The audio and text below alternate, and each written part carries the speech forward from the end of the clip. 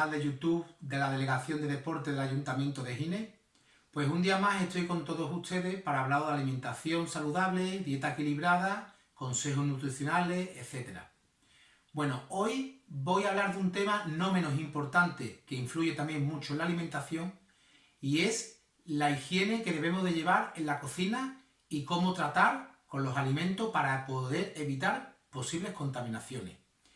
Este tema es muy extenso, entonces he decidido dividirlo en dos bloques. Un primer bloque que voy a hablar hoy va a ser las vías de contaminaciones que hay, los factores que influyen para que el alimento se pueda contaminar, qué agentes patógenos son los causantes de las toxinfecciones, etc. Y un siguiente bloque que hablaremos en el siguiente vídeo que va a ir dedicado un poco más a las prácticas que debemos de llevar o que se deben de seguir en la cocina para evitar esas posibles toxinfecciones. También hablaremos en el siguiente vídeo de cómo ordenar el frigorífico por grupos de alimentos, por qué se deben colocar ciertos alimentos en el frigorífico, a qué altura de la balda del frigorífico debe estar puesta, cómo se debe de congelar los alimentos, cómo no podemos o cómo no hay que romper la cadena de frío para que el alimento a ciertas temperaturas pues no crea microorganismos y se pueda deteriorar, etcétera, etcétera. Como digo, es un tema muy interesante, muy extenso y bueno, vamos a empezar por los factores que hay de contaminación, por las vías que hay de contaminación. Para eso tengo preparadas unas diapositivas y os voy a ir explicando cada una de ellas para que vayamos entrando en materia y vayamos entendiendo y veamos lo importante que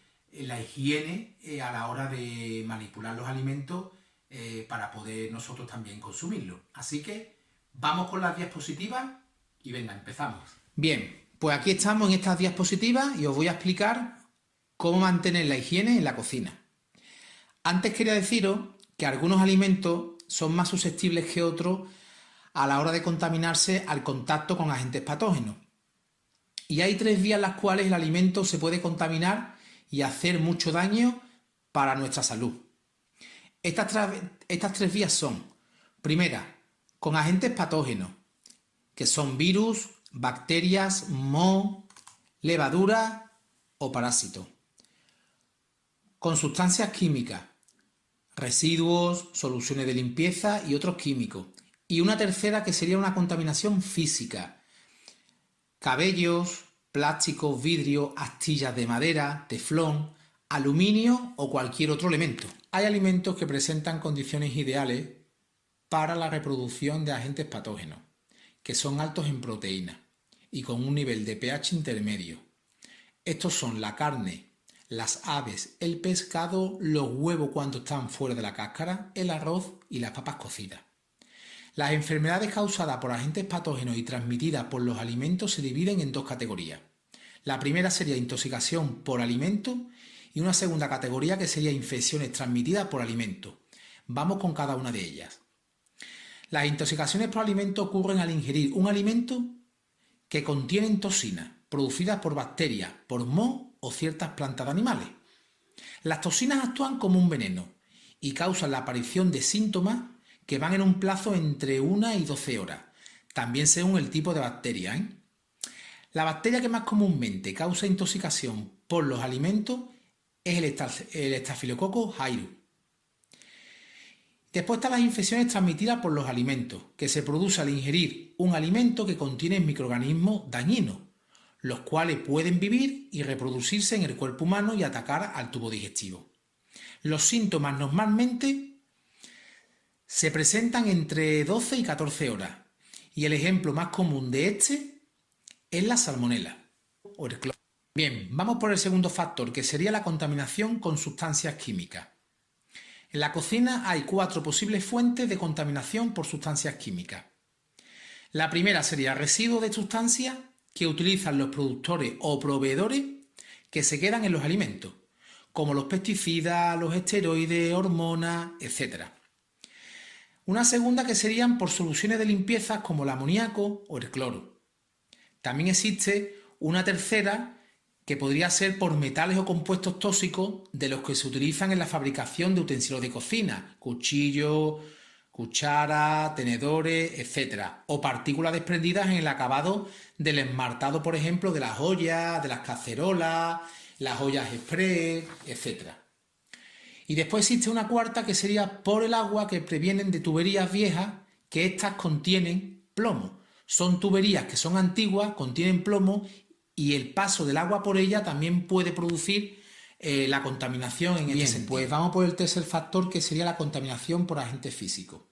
Esta contaminación puede producirse en la fuente principal del producto o en los almacenes de algunos proveedores, cuando partículas extrañas penetran en las verduras ante la cosecha o en su empaquetamiento. Aunque también este tipo de contaminación también se puede producir en la cocina durante la preparación y el servicio de las comidas. La utilización de la ropa es fundamental. Se debe de cambiar de ropa cuando se viene de la calle y cocinar con otra distinta. E incluso de un gorro puede prevenir de gran manera la contaminación física de los alimentos en la cocina. Los dos factores más importantes son la temperatura y el tiempo. Hay un rango de temperatura que llamamos zona de peligro. La mayoría de los agentes patógenos no pueden sobrevivir a temperaturas mayores de los 140 grados Fahrenheit o 60 grados centígrados. Y muchos de ellos no pueden sobrevivir a temperaturas menores de 40 grados Fahrenheit o a los 4,5 grados centígrados.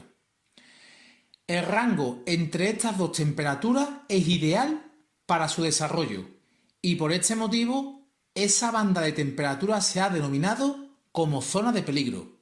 Lo ideal sería mantener los alimentos fuera de esta zona de temperatura. Otro peligro que hay que tener presente durante la presentación de las comidas es la contaminación cruzada, la cual se produce cuando un alimento mal conservado o contaminado entra en contacto con un alimento en buen estado y entonces este se contamina a su vez. Sería una contaminación cruzada de forma directa. También existe la contaminación cruzada de forma indirecta. El ejemplo más común de este tipo de contaminación es el de las tablas de cocina. Por ejemplo, si se acaba de utilizar una tabla para trocear pollo crudo, pescado, etc., no se debe usar esa misma tabla para picar tomate, pepino, pimiento, etc. En algunos sitios se lava y se desinfecta las tablas cada vez que se usan. También, según las comunidades autónomas y según qué sitio, por normativa y por ley, se exigen tener tablas de diferente color, por ejemplo, el amarillo para aves, el azul para pescado, el rojo para carne. Pero esto sería más a nivel industrial, restaurantes, bares, etc. Otra manera de evitar contaminación indirecta sería un buen lavado de manos con solución desinfectante. La tarea de mantener la higiene de los alimentos se inicia en un buen almacenamiento adecuado de los alimentos. No solo sirve almacenarlo en el frigorífico, sino que hay que hacerlo correctamente. Hay una regla que se debería de seguir, que es utilizar los alimentos según el orden de llegada. Lo que primero llega es lo primero que se debe de consumir, pero también lo nuevo se ha de quedar detrás y pasar hacia adelante lo más antiguo, para ir gastando y consumiendo antes lo que más tiempo lleva. Vamos a hablar ahora del enfriamiento higiénico de los alimentos. El proceso de enfriar alimentos se debe llevar a cabo rápida y correctamente para que los alimentos atraviesen la zona de peligro sin deteriorarse y en la manera más rápida posible. El enfriamiento incorrecto es una de las causas principales de enfermedades transmitidas a través de los alimentos. Es importante recordar que los alimentos se deben llevar a una temperatura inferior a 4,5 grados rápidamente. Vamos a hablar también del recalentamiento higiénico de los alimentos. Los alimentos mal recalentados son también una de las causas principales de crecimiento de agentes patógenos que causan enfermedades. Para recalentar los alimentos correctamente se ha de llevar la temperatura de estos alimentos a los 165 grados Fahrenheit o 74 grados centígrados durante al menos 15 segundos. Un error frecuente que se comete En las cocinas profesionales es la de utilizar la mesa de vapor para recalentar los alimentos. Una mesa de vapor no puede llevar a los alimentos la temperatura correcta. Otro factor importante es cómo descongelar los alimentos de una manera higiénica. Hay dos métodos para descongelar alimentos congelados, bien envueltos, de manera segura. El primero, dejar que el alimento se descongele en el frigorífico, normalmente entre 1 y 2 días antes. Y el segundo, colocando el alimento en agua que esté corriendo bajo el grifo o meterlo en un recipiente con agua a una temperatura inferior de 70 grados Fahrenheit o 21 grados centígrados. Este es el método más común y fiable, porque el método del refrigerador suele llevar más tiempo. El sistema que se utiliza para asegurar el manejo higiénico de los alimentos es conocido como el análisis de riesgo y puntos críticos de control, que son una serie de pasos que hay que seguir para que la comida no corra riesgo de contaminación. Otro punto importante son las plagas y los roedores, por lo que debemos tener cuidado siempre llevar buenas prácticas de almacenamiento. Mantener los alimentos fuera de peligro es un trabajo de toda la familia, lo cual tenemos que tener mucha conciencia de nuestra higiene personal y lavado de nuestras manos. Bueno, pues hasta aquí el tema de hoy. Espero que os haya gustado y os haya quedado claro los tipos de contaminaciones que pueden existir y cómo se pueden llevar a cabo. Y sin más me despido, os reemplazo al siguiente vídeo que será donde hablaremos del frigorífico, cómo debemos de colocar los alimentos y consejos los cuales irán dirigidos a la zona de trabajo donde tenemos que manipular los alimentos y nada más. Os espero en el siguiente vídeo. Adiós.